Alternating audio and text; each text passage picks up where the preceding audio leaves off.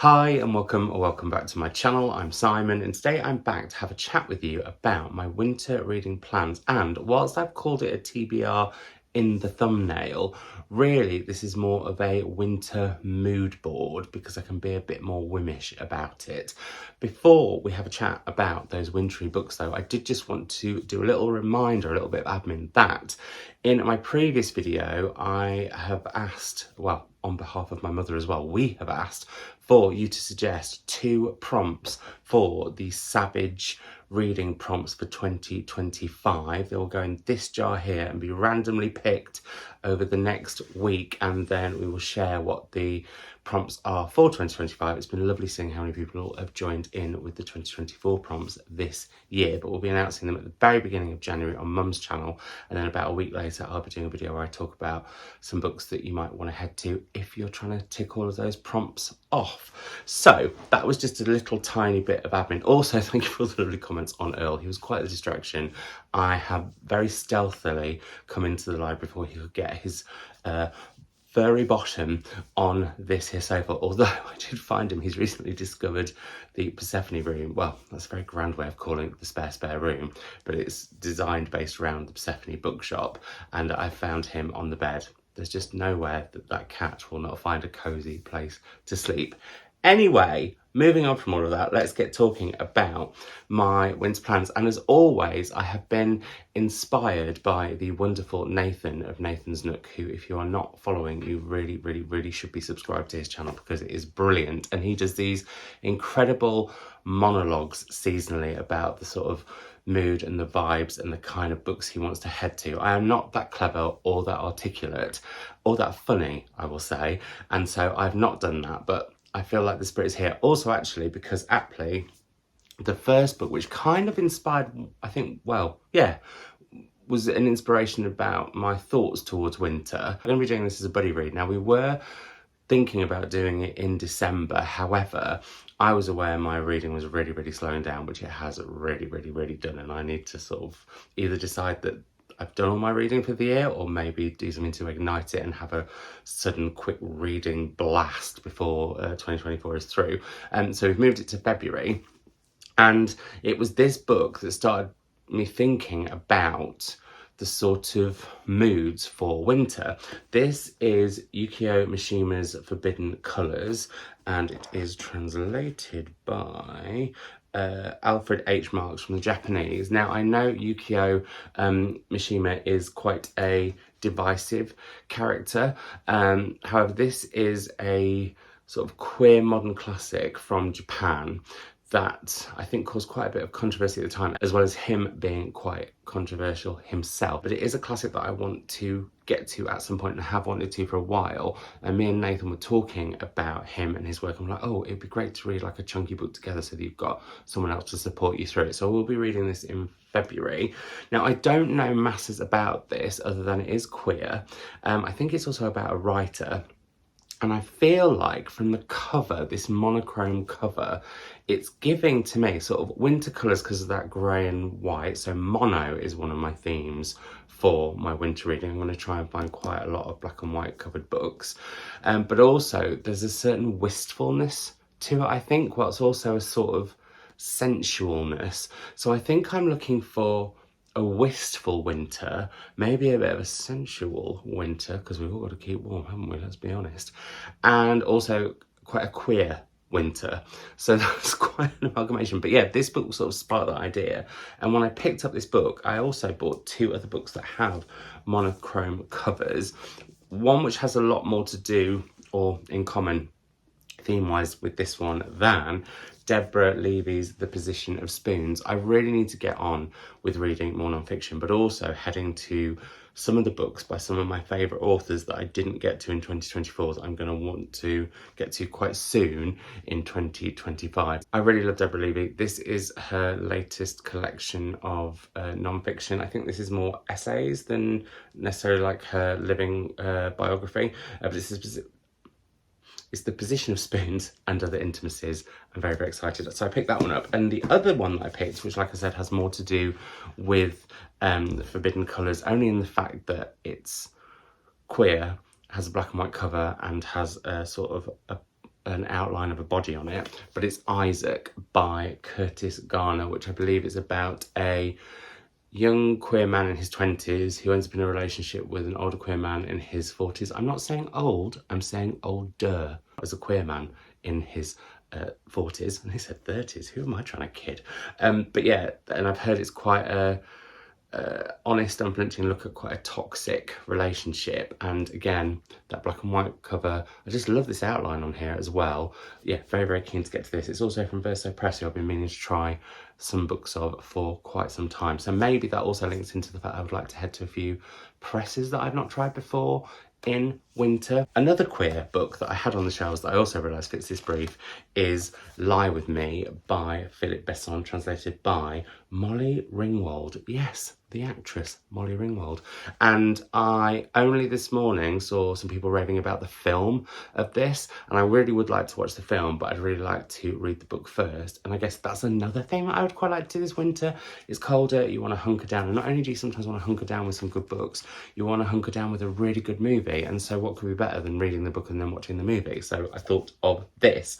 Also, black and white with a really nice splash of colour, which the next book does too, and is very like the Deborah Levy one, a author who I can't say a favourite author because I've only read one of his previous books, and I do have a rule that I have to have read 3 books that I've absolutely loved by an author before they can be a favourite. But I did love his memoir, Boy Erased.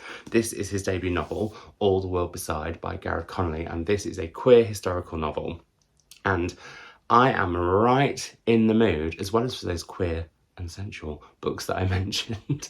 I'm really in the mood for some historical romps, and I think this is both a historical romp but also quite a frank look at, I think, quite a difficult time for queer people in history. And I just think that cover is an absolute time. I have meant to read this all year and haven't because I'm a naughty sausage, and so yeah, I would really like to get to this one. Now the next book is a poetry collection, but because I was thinking about historical, I was I was struck by the cover of this book. And if one cover of any book sort of surmised, I think, me actually in general, but also the winter that I want to revel in so that I love it a little bit more. I mean, it's not my least favourite season, that goes with summer, but I think I go autumn, spring, winter, summer. But I sort of tend to forget winter because, like I said, I love autumn until Christmas Eve. Did I actually get to the bottom of me talking about how long I think autumn lasts? I don't know if I did, but let's just rewind to that. And the fact that I think autumn starts in August and finishes on Boxing Day, and then it's winter until January, and then that's spring. So that shows you how I feel about it. But then spring for me goes on until, I don't know, May, and then we have June and July that are summer. Before then it's autumn from August. I'm like, not wrong, obviously, am I? Anyway, going back to the books, and not my seasonal thoughts. This book, the cover, I mean, as I said, I think I said it's a poetry collection, not a novel. I thought it was a novel when I first saw it and got very excited. But that to me is giving absolute savage catnip as a cover, but also like real winter vibes, because it's a little bit haunting, and I do believe that winter is really a big time of ghosts. Like, I know we all focus on Halloween for ghostly stories for obvious reasons, but for me the whole of winter has a spook. 10 days as I seem to think it is. I don't know if this is a ghostly collection. I know it's a queer collection, so it ticks that box. It's got that kind of historical, crumbly old feel to it, and yeah, I'm excited for this, and would like to read a lot more poetry just in general. Did I say what it was? It's Strange Husbandry by Lorcan Black, apologies, and it is from Seren Press, which I think is a Welsh independent press, so again, goes with me wanting to head to some smaller presses. Now, I've spoken about favourites who've had a book out this year that I haven't got to yet, that I would really like to get to at the beginning of next year. However, there are also some books by some of my favourite authors and their backlists that I haven't got to that I'd really like to get to. And I definitely feel like, not just winter, but 2025, and we'll talk about my plans for 2025 and reading and the channel and life in general maybe at the beginning of next year. But backlist is something I'm intrigued by, and Lily by Rose Tremaine is a book I've meant to read for ages, and Mum recently just raved about this, and I was like, oh, I really need to get to it.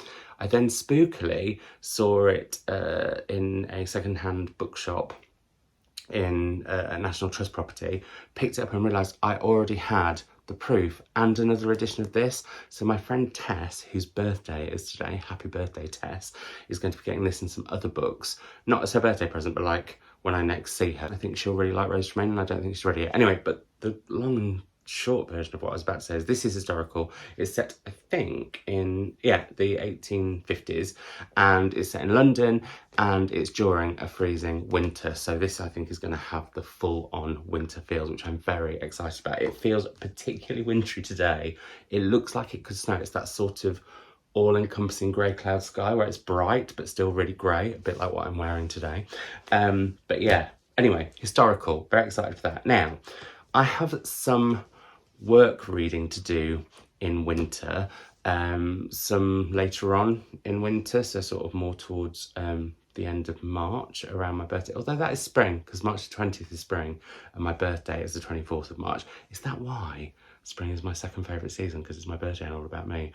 I feel like I should have been born in autumn. I was meant to be born in April, so I would have been a very definite spring baby rather than on the cusp of spring and winter. Anyway, moving on from seasons, Simon, even though this is a seasonal video, so I kind of think it kind of counts. Let's move on to, in January, I'm going to be interviewing for the Women's Prize Book Club, the wonderful Sarah Waters. And we're going to be talking about Fingersmith and three of her other Women's Prize longlisted and indeed shortlisted books.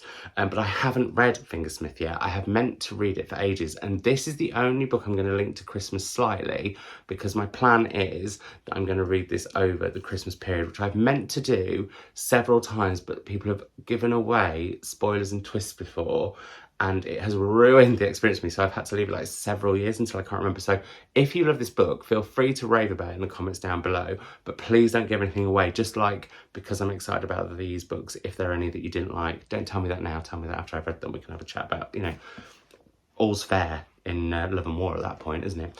Over books once somebody's read one. But yeah, I haven't read it yet, but I've heard it's amazing, and I'm very, very excited for this one. And then the other one that I haven't read, which was going to be my Patreon's book club pick for February, but I think actually I'm going to be kinder to everyone and choose something a little bit shorter. But we were going to be reading Tipping the Velvet, which will have been, once I've read Fingersmith, the only Sarah Waters book that I haven't read. So then I'll be a completist until whenever her next book may be coming, which I think we'll probably be discussing when we do our event, which will both, I should say, be in real life on Tuesday the 28th of January at Story House in Chester, and also online. I will try to remember to link the tickets for the physical and digital events down below. But now that I've thought about that, I'm thinking maybe I should read that nearer the event and then read this over Christmas Day. That's a thought. I have to say, this book I haven't read because I saw the show and I loved it so much, especially when the wonderful Anna Chancellor says, "You exquisite little tart." Yes, that. I think it's just fab. So yeah, maybe I want to do this. And actually I was thinking of getting a t-shirt that said "You exquisite little tart" on it to wear for the event, but I don't know how the Women's Prize would feel about that. So maybe I'll get one made that I can wear during the day until we go on stage. Anyway, moving on. So yeah, Sarah Waters, she's definitely, this is the definite on the winter TBR, and this is a highly likely but no longer probably going to be a Patreon book club pick. So I am sorry to all of you out there, you exquisite little tarts. Childish, but hey ho. Now, on the queer historical, what do I want to say, theme of reading, one of you lovely lot, and I believe it was Millie May, or is it May Millie? Oh, I'm so sorry if I've got that wrong. Millie Mary. Sorry, I was thinking of Millie May because that's sometimes what we call my sister Miriam May. She mentioned when I'd done my Christmas reads and asked for literary novels that were sort of set around Christmas and winter, because I was thinking about this video too. She said, "Oh, have you read Winter Love by Han Suyin, and I was like, no, I haven't, but I have got it on my shelves, and I had pre-recorded this video at that point. However, I really wasn't happy with it. This is a queer novel set during the Second World War, I think. And I don't tend to like books set in either of the world wars. I do love books set in between the world wars and just after World War II. I think that's really an interesting, well, two interesting periods in time. But I do want to take like your recommendations and get to them more quickly. So I always love you recommending me books. I am going to be doing a project in 2025. Honestly, I'm giving away so many little teasers for next year, but I'm just very excited about it. I'm going to do a project in 2025 where you will literally be able to choose books that I read. We'll talk about that more in 2025. I wanted to say 2024 because it rhymed then. But yeah, this, going back to the blinking books, I'm really, really excited for. I think it's going to be a treat. And I have been really, really bad at reading these McNally Jackson. Is it McNally Jackson? I feel like it's, no, McNally Editions. McNally Jackson's the bookshop that I live in New York. But I have been really bad at reading the McNally editions that I've been sent, and they've sent me quite a few. They're right next to, actually, the prompt jar. Just to remind you, if you haven't, go back to the previous video once you finish watching this one and suggest some prompts if you haven't, because we'll be picking them soon. I've already picked out the hot pink paper they're going to be written on.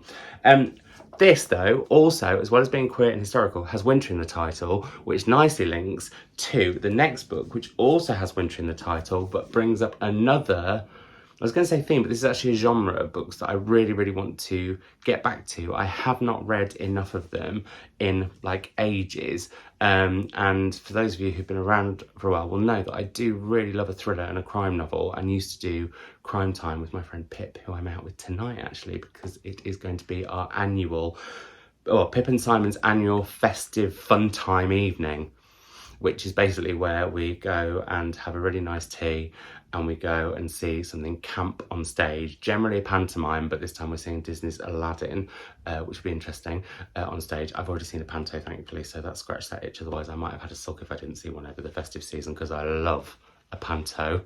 Oh yes, I do. Pip and I used to read a lot of crime together, and she would get me into it, and I haven't done that for ages. But there's a thriller with the title, the word winter in the title, that I've been meaning to read for ages, because it's by one of my favourite authors, and this came out not this year gone, but the one before, so shame on me, but it's recently come out in paperback.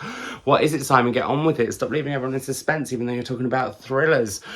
It is A Winter, no it's not, it's A Bird in Winter by Louise Doughty, and this is about a woman who ends up on the run and goes to the Scottish Highlands. I mean, what more could I want? This winter is going to be the time. So this is another one I'm definitely going to head to. Oh, that's what I wanted to say, sorry, because setting is a big thing. I really want to head to some wintry settings and some remote settings and some isolated settings. And with this being set in the Scottish Highlands, and you can see from the cover, the landscape is super duper wintry. And the cover is verging on mono as well, but also got a bit of that winter raw natureness to it. Very excited for this. Another thriller that I picked has even more of a wintry vibe because, well, the cover is giving snowy without a little bit of snow maybe, or maybe it's the light, but this is a thriller that I've wanted to get to for ages. It is Richard Armitage's Geneva, and I have to say I am mildly in love with Richard Armitage. Don't tell anyone. Let's just keep it a secret between me and you. Shh, secret. Don't mention it, please,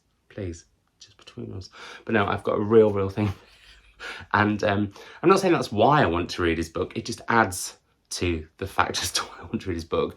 But I have seen people rave about this, and Faber do print and publish some really great crime novels, and that's who's published him. And so I'm going to give this one a try, heading off to Switzerland for some crimey shenanigans and thrills and all that good stuff. So yeah, really looking forward to getting to this. And this is another one that I really want to get around to reading, because I've been meaning to ever since I got sent the proof, however long ago that was. Staying within the genre of thriller, but on the polar opposite end of the sort of weather and temperature scale. Don't worry, I'm not going to go into too much discussion about weather or temperature or even touch seasons again, but this is a thriller that's set in India. It's Black River by Nilanjana Roy, and I heard about this through the list of the 100 most notable books, or was it just 100 notable books, which was a list of fiction and non-fiction that the New York Times announced. I really find books set in India fascinating because I just want to know more about India, and I think through crime, when it's done really well, and thrillers when they're done really, really well, you can hear about societal issues. So I think this is going to be an absolute corker. I mean, it must be to make that list, but also it links into the fact that I do really want to, over the winter season, winter months, I would really, really like to head to some books that make it onto the best of lists of 2024. I did start this at the end of November and read the first, I don't know if it's the first chapter or 2 chapters, but I got very emotionally hit by it and actually burst into tears when the crime happened. So I think that shows the power of Nilanjana's writing from the off, but I was definitely into it. I wasn't quite in the right mood, and also I'd only picked it up to sort of see how it went, and I was like, oh my god, I'm in, but also I'm an emotional wreck only 20 pages in or something, and yeah, I definitely want to head back to it though. So there we go. Those are the sort of mood boards. So overall, like I said, we've got monochrome covers, we've got wistful winters, we've got sensual queer novels, we've got historical queer novels. I'm hoping that they're going to bring a bit of sass and saucy shenanigans too. We've got favourite authors who I've missed their latest book or missed some of their backlog books, and we've got books with winter in the title, a feeling of winter deep within their pages, and some thrillers. So I don't know if that's maybe quite a wide mood board of books, and maybe I should have honed it in a little bit more, but at the same time, if I hone it in too much, then that might be constricting and I might fight against it. And the whole point of me doing a mood board rather than saying it's a TBR, even though there are a few here that I definitely will want to have read by the end of the winter. And maybe I should do a video where I report back on how I did get on with my winter reading. Is that something you'd like to see? Let me know that in the comments down below. But the other big reason that I've given this as a mood board rather than a TBR is because I really want a winter of whim reading outside of a few books that I've got to read for work. So that is the plan. I would love to know in the comments down below any wintry recommendations that match all of those sort of themes and moods that I'm sort of playing with winter. But also I'd love to know what you are planning on reading over the winter months. Are there any books that you meant to get to this year you want to head to at the beginning of next? Are there any wintry novels that have just been, you know, ready for you? And also, of course, quite a few of you will be having your summer right now, so apologies, but maybe you don't want to think about winter at the moment if it's really, really sunny. But I'd love to know some of your winter favourites and what you're looking forward to next winter, if you're on the other side of the world from me and having a sunny old time over Christmas. Right, I'm going to go because I could just waffle on for ages, but thank you as always for watching. Let's carry on the conversation down in the comments. Like I said, if you've read any of these and you didn't enjoy them, please don't let me know that now. No. Please don't let me know that now. Let me know that once I've read them, and then we can chat as much as you like about how much you hated it, and maybe I loved it, or maybe I didn't, or exciting. But if you would like more savage sort of shenanigans until the next video, then you can find my Blue Sky, my Instagram, my Patreon, my wish list, because Christmas is coming, and all those other things down below. Thanks always for watching. Keep the conversation going on down below, and I will see you in another video very, very soon, Sunday. Bye.